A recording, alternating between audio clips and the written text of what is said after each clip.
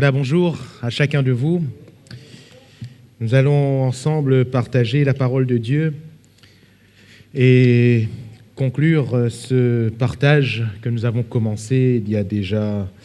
C'est déjà le 3e week-end sur ce livre d'Esdras et de Néhémie, et il y aurait tellement de choses à dire, tellement de thèmes à développer à partir de ces 2 livres. Ils sont quand même riches, et je vous encourage à lire, à relire, à étudier pour vous-même ces livres, parce que c'est une réelle bénédiction. Et dans le cadre de ces 2 livres, qui à la base, je le rappelle, n'était qu'un seul livre, ce n'était qu'un seul livre à la base, et cela nous parle de la reconstruction, premièrement du temple, ensuite de la ville elle-même et des murailles pour enclore l'enceinte. Et cela nous parle, en tout cas m'a parlé de restauration, comme je l'ai dit, avec ce grand thème. Et cette restauration, bien sûr, qui s'est faite sous Esdras, sous Néhémie, mais premièrement sous Zorobabel et Josué. Cette restauration donc a permis un grand relèvement et a permis au Seigneur de repartir de l'avant avec son peuple. Plaise à Dieu que nous puissions vivre ce temps de restauration. Plaise à Dieu que l'Église puisse vivre ce temps de restauration. Et plaise à Dieu que toutes ces qualités, tous ces facteurs qui sont mis en avant dans ces 2 livres puissent être des facteurs que nous puissions vivre aussi, que nous pouvons vivre aussi aujourd'hui. Alors, ce que j'aimerais développer avec vous, hier soir, nous avions vu le jeûne et la prière comme facteur de restauration. Et nous avions vu le week-end dernier donc ces thèmes importants qui étaient la parole et le Saint-Esprit. Et le week-end d'avant, nous avions commencé par l'autel, l'autel et l'importance de l'autel avant toute chose. Et ce matin, j'aimerais voir avec vous, en dernier lieu, mais qui ne sera pas des moindres, un facteur vraiment important, vital aussi, capital de la restauration, qui est la fraternité, ou si vous préférez, la communion fraternelle, la fraternité. En introduction, nous allons lire un passage, Esdras chapitre 1er, à partir du verset 1er, nous ferons la lecture jusqu'au verset 5, Esdras chapitre 1er, à partir du verset 1er, et jusqu'au verset 5, la première année de Cyrus, roi de Perse, afin que s'accomplisse la parole de l'Éternel prononcée par la bouche de Jérémie, l'Éternel réveilla l'esprit de Cyrus, roi de Perse, qui fit faire de vive voix et par écrit cette publication dans tout son royaume. Ainsi parle Cyrus, roi des Perses. L'Éternel, le Dieu des cieux, m'a donné tous les royaumes de la terre, et il m'a commandé de lui bâtir une maison à Jérusalem, en Juda. Qui d'entre vous est de son peuple? Que son Dieu soit avec lui et qu'il monte à Jérusalem, en Juda, et bâtisse la maison de l'Éternel, le Dieu d'Israël. C'est le Dieu qui est à Jérusalem. Dans tout lieu où séjournent des restes du peuple de l'Éternel, les gens du lieu leur donneront de l'argent, de l'or, des effets et du bétail, avec des offrandes volontaires pour la maison de Dieu qui est à Jérusalem. Les chefs de famille de Juda et de Benjamin, les sacrificateurs et les Lévites, tous ceux dont Dieu réveilla l'esprit, se levèrent pour aller bâtir la maison de l'Éternel à Jérusalem. Amen. Gloire à Dieu. Alors nous revenons à ce texte initial, ce texte qui est un peu le texte d'introduction de toute cette reconstruction, de cette restauration. Je rappelle bien que suite au péché d'Israël et au péché insistant, d'Israël, parce qu'ils y sont restés, pourtant le Seigneur, chaque jour, chaque matin, nous disent les Écritures, leur envoyait ses prophètes pour leur dire de revenir, de revenir et de revenir. Le Seigneur, bien longtemps à l'avance, sous Moïse, leur avait dit les différents châtiments qu'ils allaient subir s'ils s'éloignaient de Dieu, s'ils se tournaient vers des idoles et vers les pratiques païennes des nations alentours. Le Seigneur leur avait prévenu en leur annonçant les calamités par échelle, donc qui allait venir, avec au bout de cette échelle de calamité, la déportation, l'exil de ce peuple, de leur terre qui pour pourtant, allais-je dire, leur était si cher. Ils vont être consécutivement à leur péché, ils vont être déportés, ils vont connaître cet exil, ils vont connaître un peu cette destruction, la destruction de cette ville de Jérusalem, la destruction du temple de Jérusalem, tout ne va être que ruine. Et s'il y avait là une grande désolation à cause de cette destruction et de cette déportation, sachons-le, le Seigneur est celui non seulement qui construit, mais il est aussi celui qui reconstruit. Il est celui qui bâtit, mais il est aussi celui qui restaure. Alléluia. Nous avons connu cette semaine ce temps de cyclone où il y a eu quelques casses. Heureusement, pas énormément, mais il y a eu quand même quelques casses avec des maisons qui ont été détruites. Mais même s'il y a quelques désolations, merci au Seigneur de ce que ces personnes ont la possibilité de reconstruire. Pour nous, de la même manière, il s'agit de reconstruction. Et si pour ce peuple d'Israël, il fallait des pierres pour reconstruire le temple, il fallait des pierres pour reconstruire la muraille, on parle d'Esdras et de Néhémie ensuite, il leur fallait aussi et surtout, et c'est ce qui va nous intéresser, nous ne parlons pas de pierre, de bronze, de fer ou que sais-je d'autre, mais il leur fallait aussi et surtout des facteurs spirituels, des outils spirituels qui allaient leur permettre de se reconstruire spirituellement. Et je pense que c'était ce qui prévalait. Car tout l'enjeu pour ce peuple, et même devant Dieu, n'était pas de reconstruire des murs de pierre, de rebâtir des maisons, de rebâtir un temple, c'est-à-dire un lieu religieux, de rebâtir une enceinte avec sa muraille. Mais le tout était pour ce peuple de se retrouver spirituellement. Le tout était pour ce peuple de se reconstruire spirituellement, que le peuple d'Israël redevienne Israël, et non plus un peuple en captivité, éparpillé dans ces royaumes des Mèdes et des Perses. Je crois que c'était tout l'enjeu. C'était tout l'enjeu. Et pour cela, il fallait des bases fortes, il fallait aussi des facteurs forts.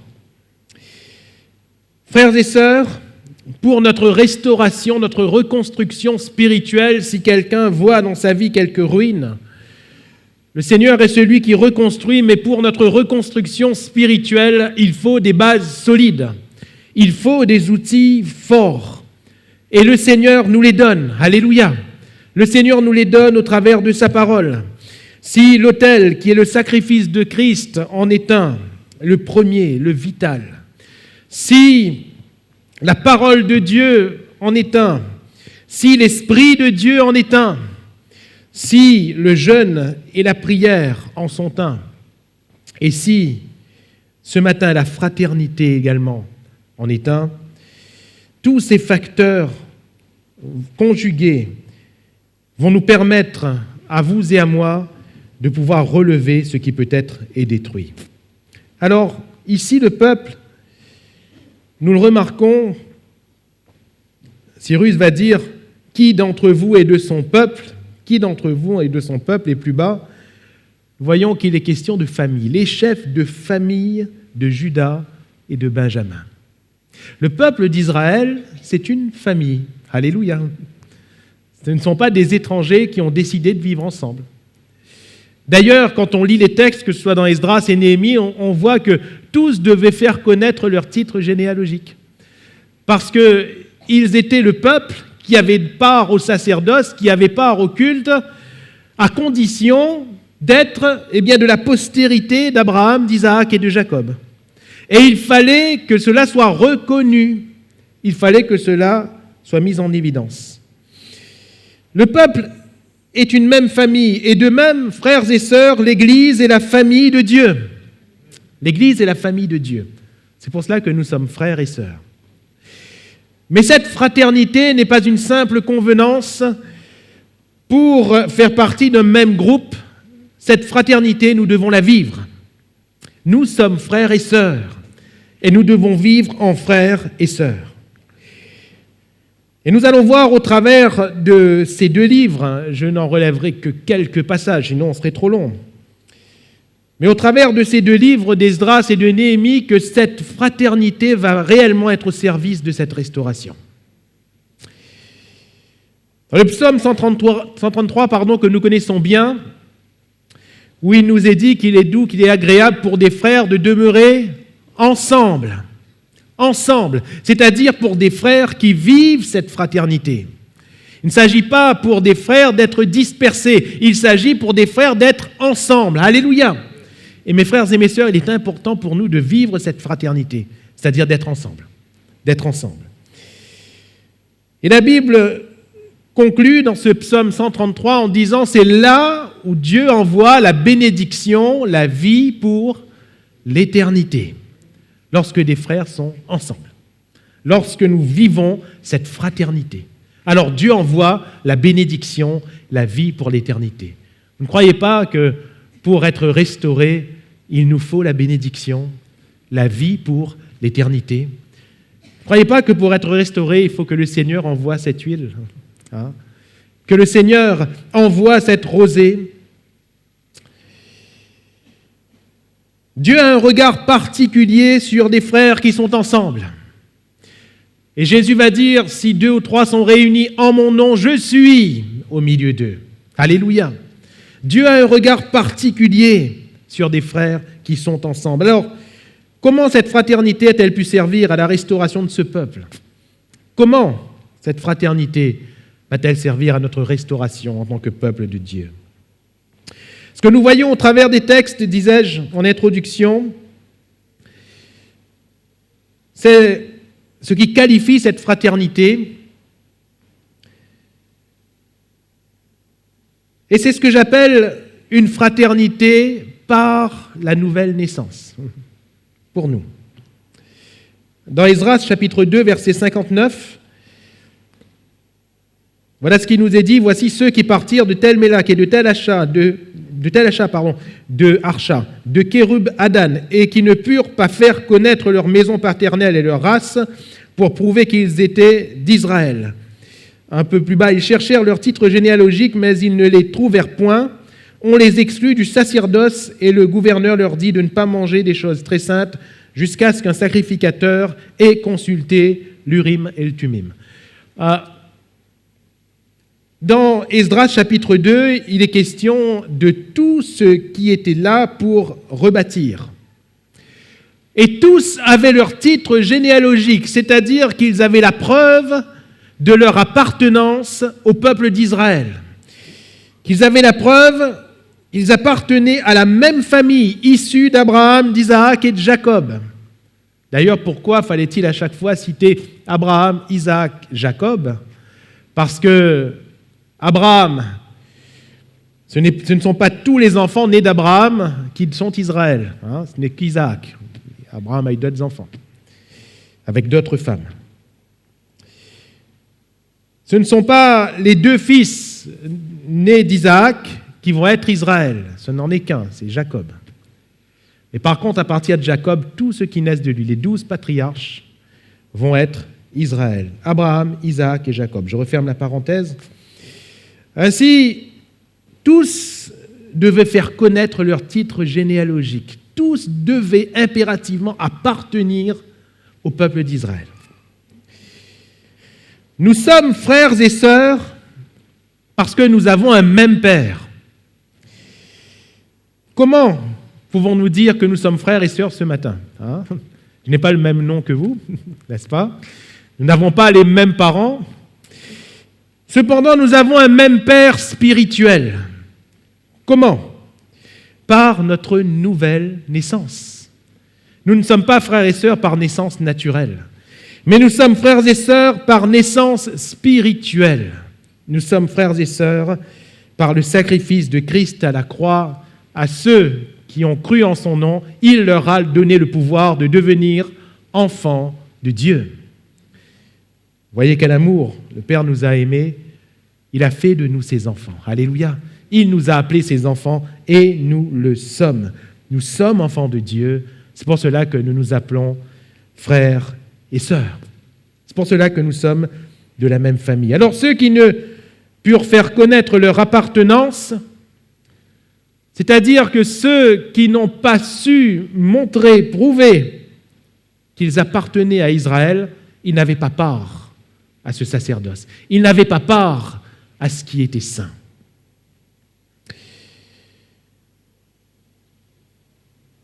Est-ce que nous avons approuvé quelque chose? Je crois que non.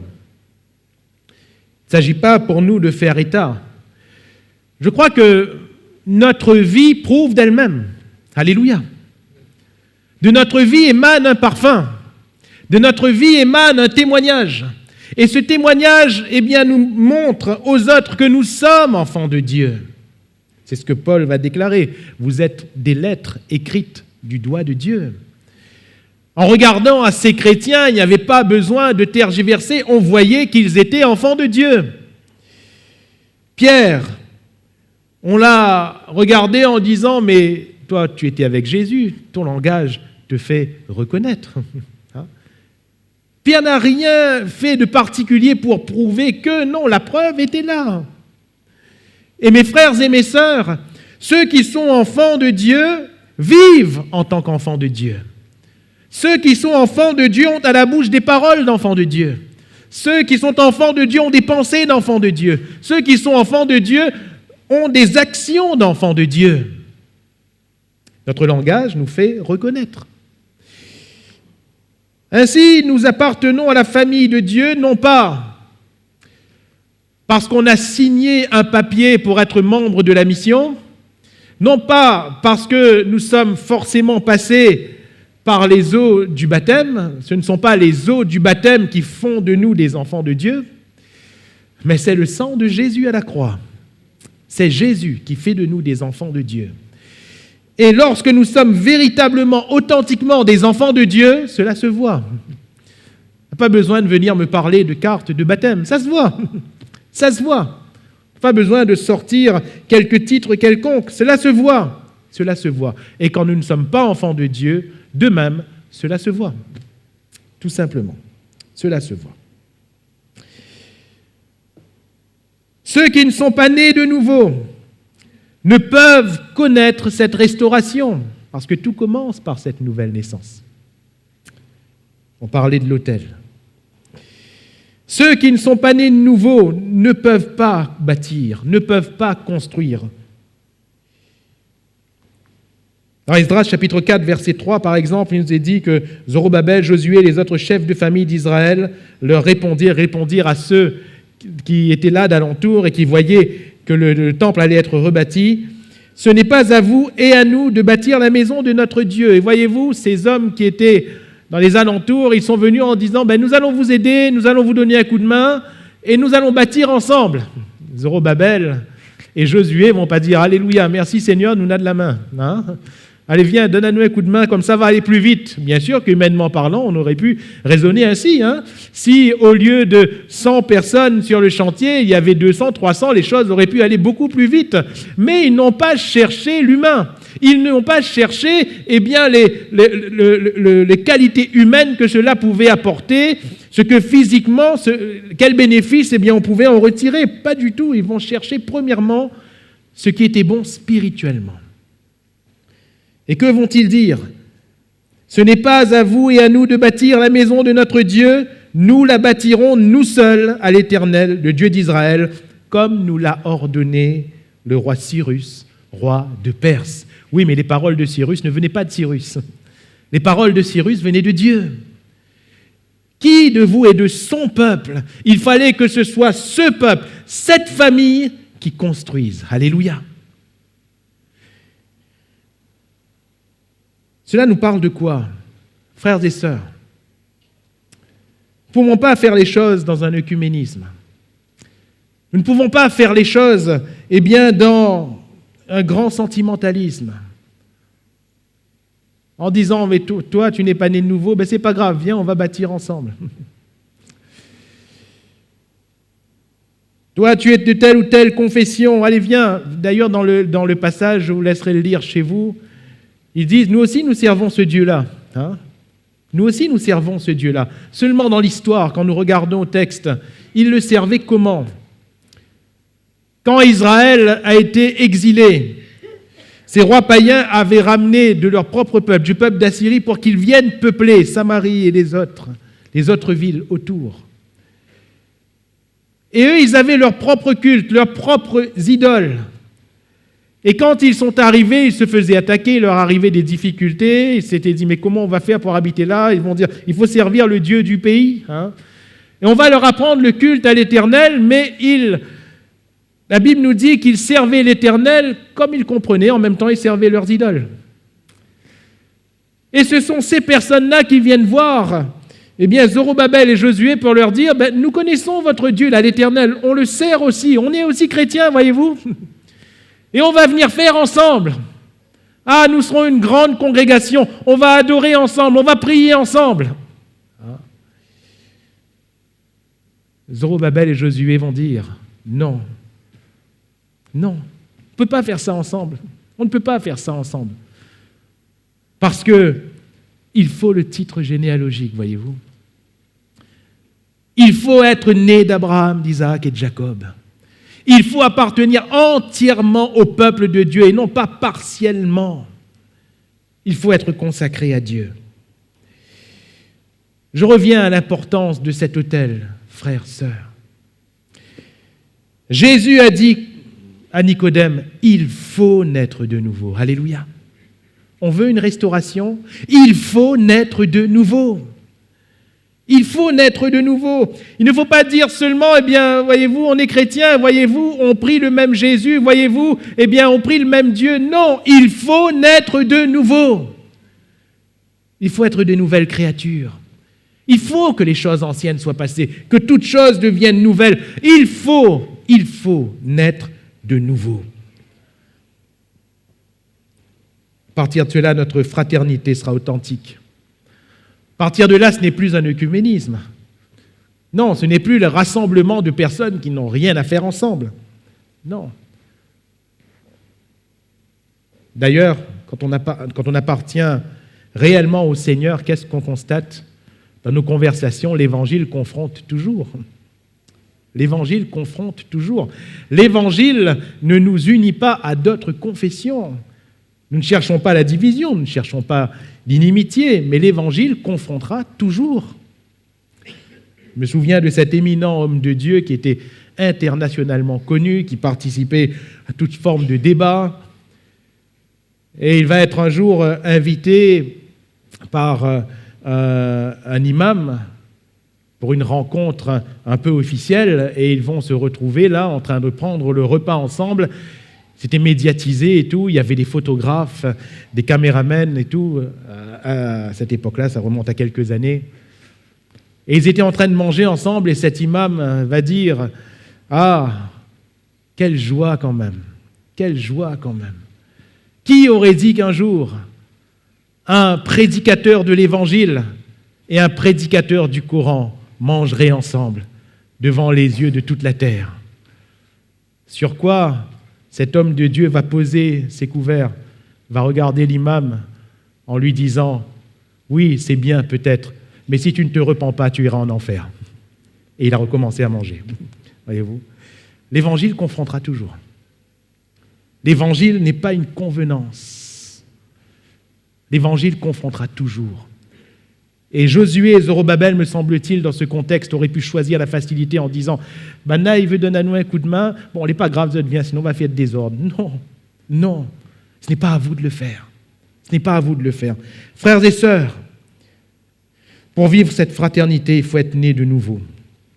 Pour vivre cette fraternité, il faut également vivre l'unité. L'unité pour la restauration. L'unité. L'unité. Esdras chapitre 3, verset 2, Josué, fils de Jotsadak, avec ses frères, les sacrificateurs, et Zorobabel, fils de Shealtiel, avec ses frères, se levèrent et bâtirent l'autel du Dieu d'Israël pour y offrir des holocaustes, selon ce qui est écrit dans la loi de Moïse, homme de Dieu. Ils ont bâti avec leurs frères, ils étaient ensemble et ils ont fait ensemble. Alléluia. L'unité pour la restauration. Voyez-vous, nous ne sommes pas frères pour la forme. Nous ne sommes pas frères et sœurs pour la bonne humeur. Nous ne sommes pas frères et sœurs pour une simple fréquentation. Nous ne sommes pas frères et sœurs pour nous retrouver seulement dans quelques conférences. Nous sommes frères et sœurs pour bâtir ensemble. Bâtissons-nous ensemble. Bâtissons-nous ensemble.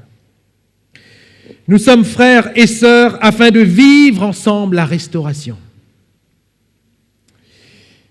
Et notre fraternité doit être au service de cette restauration. C'est pourquoi, comme le dit le psaume 133, nous devons être ensemble. Nous devons être unis. Alléluia. Pierre et Jean montaient ensemble à l'heure de la prière. Alléluia. Et le miracle a eu lieu. Parce qu'il se passe toujours quelque chose quand des frères et sœurs sont ensemble. Toujours. Toujours. J'aime bien cette expression qui revient à plusieurs reprises. Par exemple, Néhémie 8.1, Esdras 3.1, comme un seul homme. Alléluia. Comme un seul homme. Ils se rassemblèrent comme un seul homme. Ils se rassemblèrent comme un seul homme. Dans Néhémie chapitre 3, il nous est parlé de l'organisation de cette construction. Et que constatons-nous, Ils sont tous ensemble. Chacun à son poste, il est vrai, mais ils sont tous ensemble. Néhémie 3, verset 1er, Éliachib, le souverain sacrificateur, se leva avec ses frères, les sacrificateurs, et ils bâtirent la porte des brebis. Verset 2, à côté d'Éliachib bâtirent les hommes de Jéricho. À côté de lui bâtit aussi Zaccur. Verset 3, les fils de Séna bâtirent la porte des poissons, ils la couvrirent et en posèrent les battants, les verrous et les barres. Verset 4, à côté d'eux travailla en réparation, etc., etc. À côté, il y en avait, à côté, ils étaient ensemble. Alléluia. Et ils travaillèrent. Chacun à son poste, mais ensemble. Chacun à son poste, mais ensemble. Il est bien que nous soyons chacun à notre poste, car, et je vais reprendre l'image de ce texte, le Seigneur nous a mis peut-être à des portes différentes, sur des parties différentes de la muraille. Pourquoi ? Parce qu'il nous a donné des capacités différentes.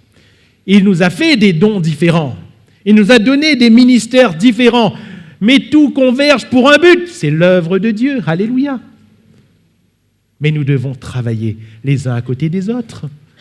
Et non pas les uns divisés des autres. Nous devons vivre cette fraternité, vous comprenez ? Travaillons donc à côté de nos frères et sœurs. Travaillons à côté les uns des autres. Non seulement nous accomplissons ce qui nous est propre, nous remplissons notre ministère, mais nous pouvons aussi aider nos frères et sœurs. Si quelqu'un est fatigué à côté de nous, on peut l'aider. Alléluia. Si quelqu'un rencontre des difficultés à côté de nous, on peut l'aider. Si quelqu'un fait face à l'ennemi à côté de nous, nous pouvons l'aider. Alléluia. Si nous sommes ensemble, alors nous sommes à côté les uns des autres et nous pouvons nous entraider les uns les autres. Voilà la fraternité. Si l'un souffre, un membre souffre, alors tout le corps souffre. Si un membre est dans le deuil, tout le corps est dans le deuil. Nous portons la peine les uns des autres. Pourquoi ? Parce qu'on est en train tous de travailler les uns à côté des autres pour un même but. Amen. Pour un même but, pour une même construction, pour une même finalité. Celui qui est bon dans la pierre, il est bon dans la pierre. Celui qui est bon dans le ciment, il est bon dans le ciment. Puis celui qui est bon dans le bois, il est bon dans le bois. Chacun ce que Dieu lui a donné, mais c'est pour un même but. Alléluia. Et quand cette muraille est terminée, on ne dit pas, c'est à moi elle a fait le bois là, hein. À moi elle a fait la pierre là. Non. On se réjouit parce que la muraille, elle est une. Amen. On se réjouit. Chacun à son poste. Les prophètes étaient avec eux, les prophètes étaient à leur poste. Et ils encouragèrent le peuple. Quand le peuple était découragé, quand la construction s'est arrêtée, on n'a pas attendu, l'Esprit de Dieu n'a pas attendu l'édit du roi pour faire repartir les travaux. Non, la parole de Dieu a résonné par les prophètes. Et les prophètes ont dit à Josué et à Zorobabel, allez, il faut repartir. Dieu a dit qu'il faut recommencer, continuer cette construction. Les prophètes étaient là. Alléluia. C'est bien quand au milieu de nous, les prophètes sont là. C'est bien quand au milieu de nous, les dons spirituels sont là, dans le même sens de l'œuvre de Dieu. Et béni soit le Seigneur pour les manifestations de l'Esprit au milieu de nous, car tout va dans le même sens.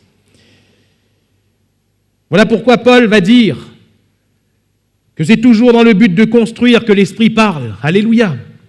L'édification du corps de Christ. Chacun à son poste.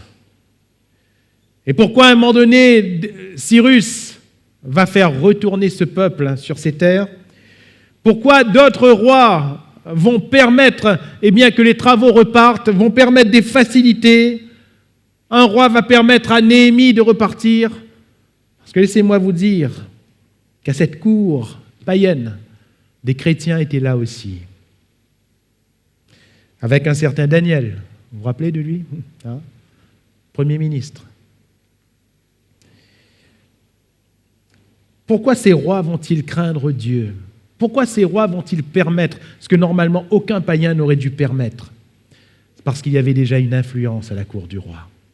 Et cette influence venait d'hommes de Dieu, d'hommes que Dieu avait placés, en l'occurrence Daniel, certainement Méshach, Shadrach, Abednego, et certainement d'autres encore.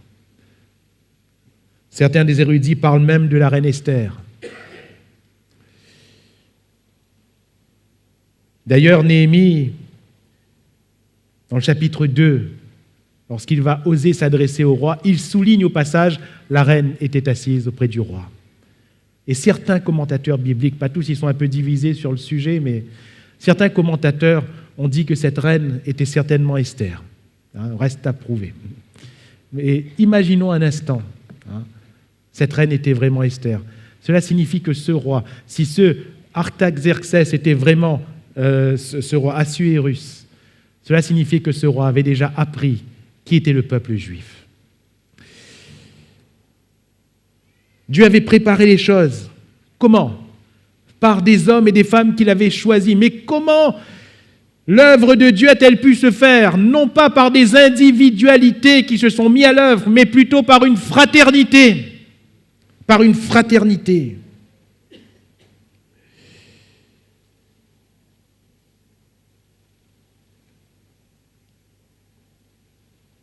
D'ailleurs,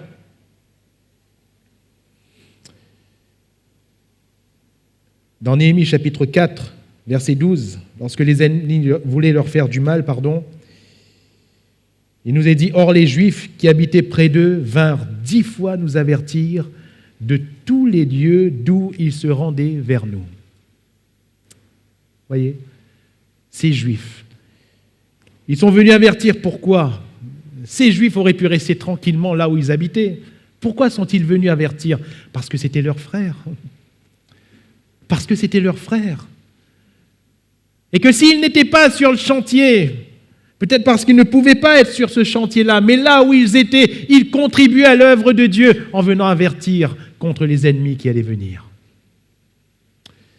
Frères, sœurs, peut-être que lorsque nous entendons telle ou telle action, nous ne pouvons pas grand-chose. Mais laissez-moi vous dire que dans cette restauration, le Seigneur nous donnera toujours la possibilité, peut-être pas de 10 000 choses, mais d'au moins une chose. Et peut-être que cette seule chose, c'est la prière. Peut-être que cette seule chose, c'est l'avertissement. Peut-être que cette seule chose, c'est une parole. Le Seigneur connaît toutes choses, mais vivons-nous cette fraternité. Voilà pourquoi ces hommes étaient solides face aux oppositions, parce que des frères et des sœurs vivaient la fraternité. Alors, je n'aurai plus le temps de développer, mais laissez-moi citer les circonstances où ils vivaient cette fraternité et qui ont permis la restauration. Dans des circonstances tellement différentes, ils vont rester ensemble. Premièrement, circonstances heureuses, dans les fêtes. Quand ils vont célébrer à nouveau les fêtes de l'Éternel, ils étaient rassemblés comme un seul homme. Alléluia. Et ils célébraient la fête. Le peuple était heureux. Quand ils entendaient, à l'occasion de ces fêtes, énumérer les paroles de la loi, la tristesse s'emparait de certains. Mais tout de suite, Néhémie leur disait, et les prophètes leur disaient, ceux qui expliquaient la loi leur disaient, « Ne vous affligez pas !» Il ne faut pas qu'il y ait une partie qui soit comme ça et une autre partie qui soit d'une autre manière. Ne vous affligez pas. La joie de l'Éternel sera votre force. Ne vous affligez pas. Il fallait que tout le monde soit dans la joie. Alléluia. Et tout le monde, quand ils avaient compris la parole de Dieu, ils se réjouirent et ils s'envoyèrent des portions les uns aux autres. Ils chantaient des cantiques ensemble, ils écoutaient la parole ensemble, ils célébraient les fêtes ensemble, ils célébraient la fête des tabernacles, des tentes ensemble, ils le faisaient ensemble. Alléluia! Je crois qu'il est important que nous puissions célébrer la fête ensemble, que nous puissions nous réjouir ensemble, que nous puissions célébrer les cultes ensemble. Ensemble. Également dans l'humiliation, ils étaient toujours ensemble. Il y avait plusieurs situations qui amenaient l'humiliation. Principalement quand des hommes en Israël avaient pris des femmes étrangères et quand des enfants étaient nés de ces unions illicites. Même à un moment donné, Néhémie va dire que certains de ces enfants ne parlaient même pas l'hébreu, ne parlaient même pas le juif, ne parlait même pas. Cela va amener l'humiliation, cela va amener le jeûne et la prière. Ils étaient ensemble.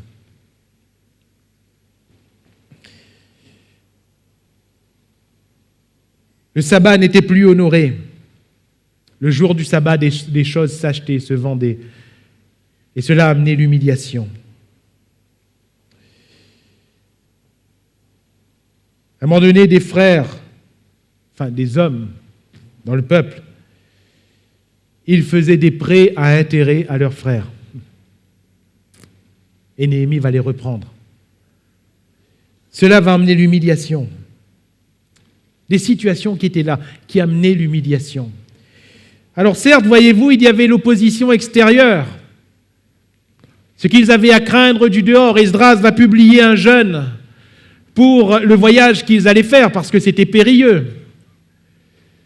Il va y avoir des ennemis, Sanballat, Tobidja, etc., des ennemis de l'extérieur. Et ils vont vite faire front. Mais les plus grandes difficultés venaient de l'intérieur. Il me semble que quand le diable a vu que de l'extérieur il n'y arrivait pas, il a travaillé de l'intérieur. De l'intérieur.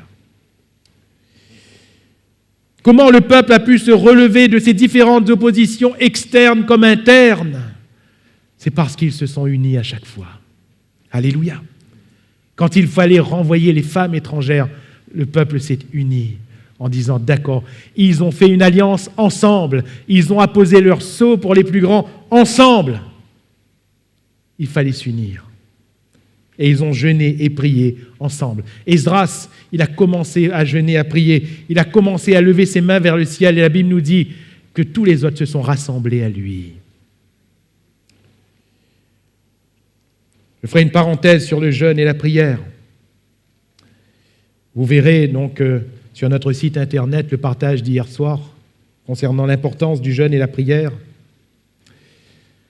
Mais mes frères et mes sœurs, de la même manière, il y a quand même des situations qui nous humilient ou qui devraient nous humilier. De même que ce peuple était dans la désolation, il y a des situations qui nous désolent et qui doivent nous amener à prier et à jeûner. Ils étaient enfin un dans la sanctification. C'est-à-dire que là où il fallait remettre de l'ordre, ils se sont unis pour mettre de l'ordre. Il y a eu Esdras, qui en tant que leader a commencé, et ensuite tout le peuple a suivi. Il y a eu Néhémie en tant que leader qui a commencé, ensuite tout le peuple a suivi. Ce n'était pas facile pour le peuple. Certains avaient pris des femmes étrangères et avaient eu des enfants. Ce n'était pas facile de renvoyer ces femmes étrangères. C'était des ruptures qui n'étaient pas faciles, les sentiments étaient engagés quand même. Mais ils l'ont fait parce qu'ils se sont unis dans la sanctification. Alléluia. Il ne s'agit pas, pour nous aujourd'hui, comprenons-le bien sur le plan spirituel. Il ne s'agit pas pour nous de rompre forcément un mariage. Mais il s'agit pour nous de rompre avec tout ce qui est contraire à la parole de Dieu. Il s'agit avec nous de nous séparer de tout ce qui est péché. Et ils ne vont pas y aller de main morte. Néhémie, à un moment donné, est venu, et c'est terrible de lire ça, mais il est venu, on en a frappé quelques-uns, arraché la barbe à d'autres, et il leur a dit, mais vous ne devez pas faire ça. Vous ne devez pas faire ça. Et on avait des marchands qui passaient tranquillement le jour du sabbat pour vendre leurs affaires. Néhémie a mis la main sur eux. Pourquoi? Parce qu'il fallait se sanctifier. Il fallait se sanctifier. Dans la sanctification, ils étaient ensemble. Dans différentes circonstances, ils étaient ensemble, mes frères et mes sœurs. Dans la joie, soyons ensemble. Dans la peine, soyons ensemble. Dans les réjouissances, soyons ensemble. Dans la désolation, soyons ensemble. Dans la sanctification, soyons ensemble. Et d'ailleurs, on le voit, même dans la souillure, ces hommes de Dieu ne se sont pas désunis. Néhémie et Esdras n'ont pas dit « Seigneur, pardonne ce peuple parce que le peuple a péché ». Non, ils vont dire « Nous avons péché ». Daniel va dire « Nous avons péché ». Ils ne se sont pas désunis, mais ils se sont identifiés au peuple qui avait péché. Même si après, en interne, ils ont mis l'ordre, oui, mais devant Dieu, ils étaient conscients que si un seul péché au milieu du peuple, c'était le péché de tout le peuple. On a l'exemple d'Akan, n'est-ce pas? Frères et sœurs, de la même manière, si un seul d'entre nous cautionne et vit dans le péché, l'opprobre est sur le peuple tout entier. Nous devons nous unir dans la sanctification. Alors j'aimerais conclure, frères et sœurs, vivons cette fraternité. Jésus a appris à ses disciples, à ses apôtres, à vivre la fraternité. Et là-dedans, il n'y a pas eu de grands enseignements, il y a eu surtout une pratique. Jésus, qu'est-ce qu'il a fait? Il s'est abaissé. Et comme un esclave, il leur a lavé les pieds à chacun. Ensuite, il leur a dit, « Voyez ce que je vous ai fait? Voyez ce que je vous ai fait? Eh bien, vous devez vous faire la même chose, les uns aux autres. » Frères et sœurs, il est temps pour nous de vivre cette fraternité, il est temps pour nous de la vivre ensemble, il est temps pour nous de glorifier le Seigneur ensemble, il est temps pour nous de nous sanctifier ensemble, il est temps pour nous de prier ensemble et de le faire de tout notre cœur. Alléluia.